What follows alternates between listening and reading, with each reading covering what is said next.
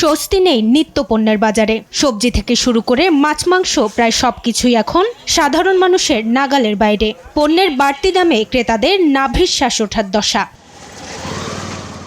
প্রতি পিস লাউ বিক্রি হচ্ছে ১০০ থেকে ১২০ টাকা দরে। আকাশচুম্বী লেবুর দাম আকার ভেদে প্রতি হালি লেবু বিক্রি হচ্ছে ১২০ থেকে ১৩০ টাকায়। প্রতি কেজি শসা ১২০ টাকা, টমেটো ৮০ টাকা আর কাঁচামরিচ বিক্রি হচ্ছে ১২০ টাকা দরে।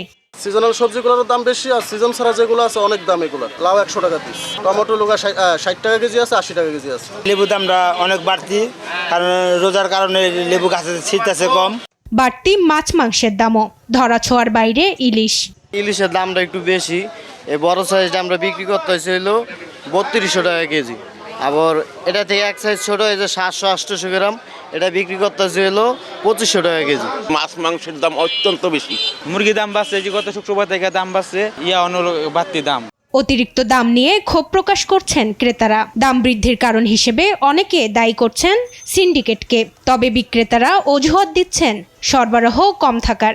বাজার ভরা মালামাল, কিন্তু কিনতে গেলে বলবে যে দাম বেড়েছে। কে বাড়াইলো? কেন বাড়াইলো? আমাদের মালের শর্ট কোথায়? শর্টেজ তো নাই আমাদের, তাহলে কেন বাড়বে? ভয়াবহ একটা অবস্থা তৈরি হয়ে গেছে। যারা আরো নিম্ন আয়ের মানুষ, তাদের জন্য ভয়াবহ অবস্থা। বাজার নিয়ন্ত্রণে সরকারের যথাযথ তদারকির তাগিদ দেন ভোক্তারা। মাকদুরা মিতি, দেশ টিভি, ঢাকা।